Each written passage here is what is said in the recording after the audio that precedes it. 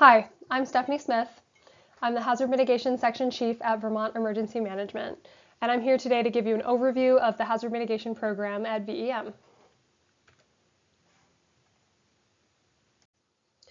I'll start by giving a quick overview of what hazard mitigation is. So hazard mitigation is really what we're talking about is reducing our vulnerability. We're talking about preventing long-term future risk where we can.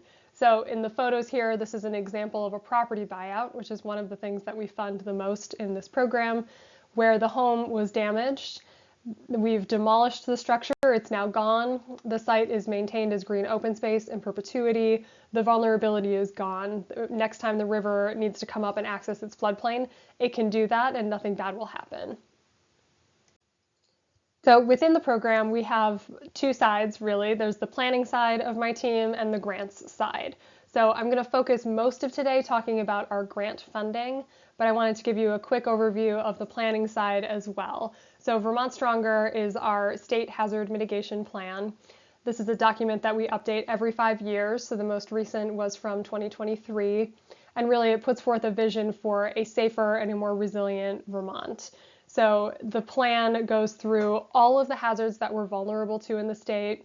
Flooding has been the highest focus within that document, both inundation flooding and erosion flooding, but we're also talking about landslides, we're talking about wildfire risk, really better understanding our concerns about drought in the future.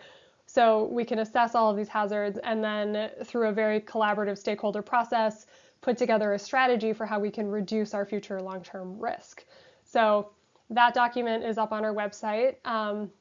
You can access that. There's also a requirement for local communities to have what's called local hazard mitigation plans. So those plans are required to be in conformance. They're required to address the same hazards as the state hazard mitigation plan. And there's a whole rubric of FEMA requirements around exactly what those plans need to include. But it's a requirement in order to allow communities to access both hazard mitigation grants, so funding through FEMA, through my program, but also to better understand your risk, to lay out how you might be able to reduce your future risk in your community. And it gives you additional points for the Emergency Relief and Assistance Fund program, or ERAF, where the state is incentivizing doing some of these activities. It gives each community more funding when we have a federally declared disaster within public assistance. So getting into the grant program, so I'm going to go through some case studies in a minute, and then I'll give you more details about each of the specific funding programs that we manage. But the quick high level is there's one state program that we currently manage called the Flood Resilient Communities Fund. Most of what we manage is FEMA dollars, but that program allows us to do the things that maybe we can't do with FEMA funding. So it gives us a little more flexibility to meet needs based on Vermont's flooding that maybe don't fit in the perfect FEMA boxes. And then there's 3 FEMA programs that I'll talk about really briefly as well. The Hazard Mitigation Grant Program, the Building Resilient Infrastructure and Communities Program, and then Flood Mitigation Assistance. And this program, hazard mitigation, the way we use FEMA funding is a little bit different than some of the other programs. The funding is all managed by my team at Vermont Emergency Management. So communities get support from us, we help develop applications, we review and approve those, and we send those to FEMA for funding, but my team is managing those grants.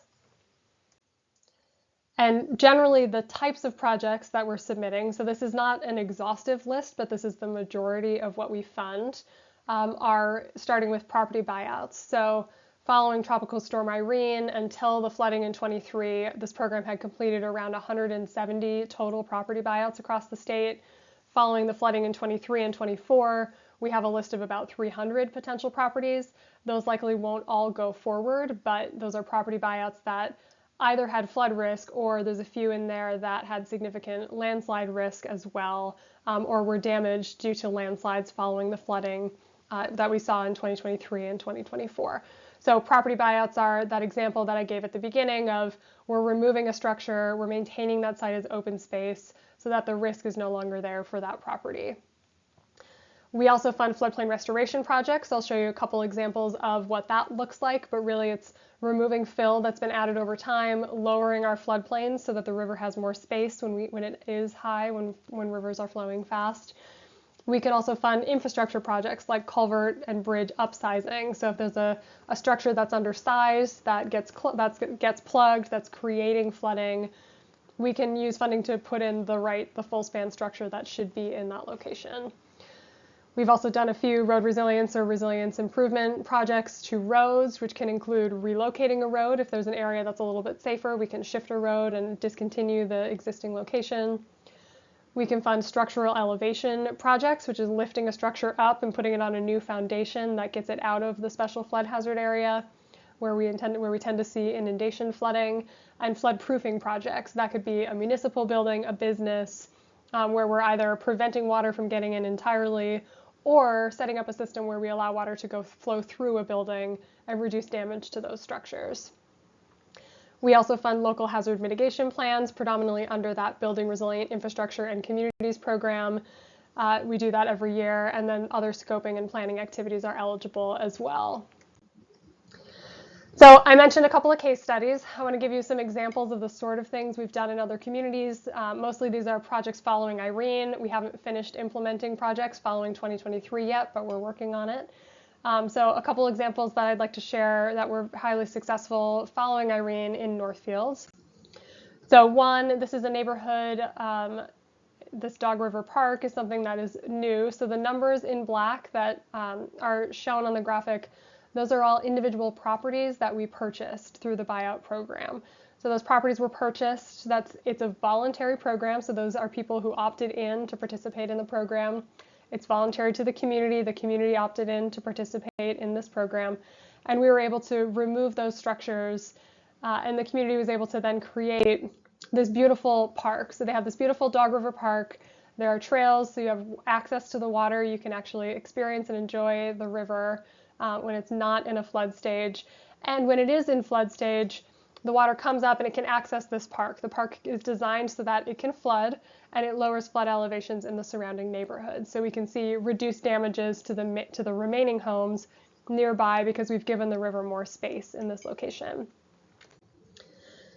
And another project in Northfield that we've been working on for a couple of years is the Crossfeathers Dam removal. So this is just downstream of the neighborhood I just showed you. It's a pretty large structure that's inhibiting the water from flowing in the way that it wants to right before there's a curve in the river. So this is a project that we haven't implemented yet, but we're working on within Northfield to remove all of that structure that's been added and do some floodplain restoration to open up trout habitat to reduce flood risk in this area. And Brattleboro. So I have a couple of floodplain restoration examples that I'd like to show you from Brattleboro, but if you look at this graphic, you can see that blue line winding through is Whetstone Brook. And then Brattleboro over on the right side of the screen downtown, where the river's pretty in size. So we were able to find a couple of areas at Melrose Terrace and at 250 Burge where we could remove fill that had been added over time, give the river a little more space as it curves around before it gets into downtown Brattleboro.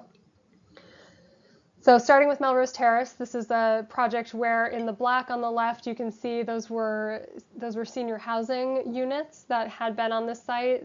That's a population that had been evacuated multiple times prior to Irene. We were able to demolish those structures and then put in a giant overflow culvert that you can see on the right to give the river a little bit more space in high flow events.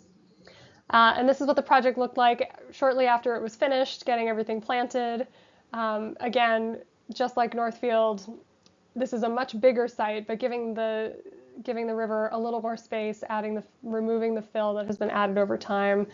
And shortly after this was finished in the summer of 22, there was a December flooding event down in Brattleboro, where you can see from the snow line where the water was. That's as far as the water made it up the site, but none of the remaining buildings on that site were impacted by this event. And you can see from this view, that's just looking at the street level of where that building is and the river coming up to access its floodplain. And the second project, I should have a final picture in here because it was completed this year, but this was another example of a really large site where we were able to remove a significant amount of fill that had been added and again, slow the river down as it's making these curves and winding into downtown Brattleboro. And another example is Brandon. So Brandon is a community that was hit very heavily during Tropical Storm Irene. The water from the Neshobe River normally curves around the community, but in high flow events, rivers don't like to curve. It went straight through downtown and destroyed downtown Brandon. And we were able to, following that event, put in this overflow culvert, which most of the time looks like it does in the bottom right corner. It's vacant, there's nothing there. You can't even see it. If you're walking by on the sidewalk, you don't know it's there. But when the river is high, it can access this culvert to go underneath the community instead of over it. So it was an incredible example of being able to give the water a little more space, and it's been successful many times in preventing flooding within downtown. One more example here in Cambridge is a Cambridge Trail Bridge. So this is a bridge that you can see on the right, a former rail bridge that was significantly undersized with the abutments pushing into the river. We were able to both put in this much larger span structure, but cut out some of that fill that had been added over time. So again, to give the river a little bit more space and slow it down as it's coming into Cambridge and Jeffersonville. So quick overview of the program. So the Hazard Mitigation Grant Program, this is funding that follows federally declared disasters in the state. So whenever we have a declared disaster, we get a pot of this funding. Generally, the projects require a 25% match, depending. Sometimes we have state funding available to contribute or to cover that match.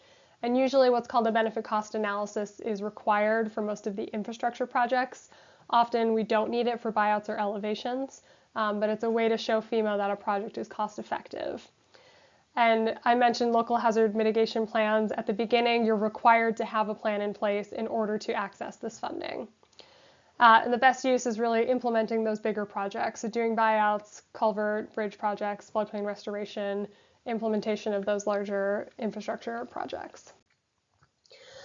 The Building Resilient Infrastructure and Communities program. So this is an annual funding program. There's typically about $2 million available to each state to use mostly for project scoping activities and for planning activities. That's what we've used it for in the past. And there's a national competition. So there's a significant amount of money available nationally. We can submit to FEMA. Those are reviewed competitively against the rest of the country. We haven't done that often, but we're trying to figure out how to be a little bit more competitive in that space so we can access some of these bigger dollars. And like I said, the scoping studies, this is really a great place to apply for assessments to either look at a full community area, how we can reduce risk, or a specific structure that we know is undersized, get the funding in place to do engineering and upsize that structure. We also apply every year for local hazard mitigation plan updates under this BRIC program. And flood mitigation assistance. So this is also an annual program. All of the funding is nationally competitive. It's specifically for projects that are participating in FEMA's National Flood Insurance Program, or the NFIP, that reduce risk to that pool. So the federal share depends on the property we're talking about. It could be 75, it could be 100% federally funded. But it's really for those structure projects like buyouts, elevations, and floodproofing of NFIP insured structures. Or we can do larger community flood reduction projects that reduce risk to many properties that participate in the National Flood Insurance Program, as well as the opportunity to do some scoping assessments. And the Flood Resilient Communities Fund. So right now we're figuring out how much available funding we have, but we were able to create this program starting in 2021 with funding through the American Rescue Plan Act to, as I said earlier, really fill those gaps in what doesn't meet FEMA's requirements, but is really important flood reduction work that we need to be doing here. So looking forward to continuing this program with funding that was allocated in 2024 that we should have in this month in January of 2025. And the application form is still up on the website, so we're still accepting applications on a rolling basis. And as I said, I'm Stephanie Smith. Please feel free to reach out to dps.hazardmitigation@vermont.gov if you have any questions.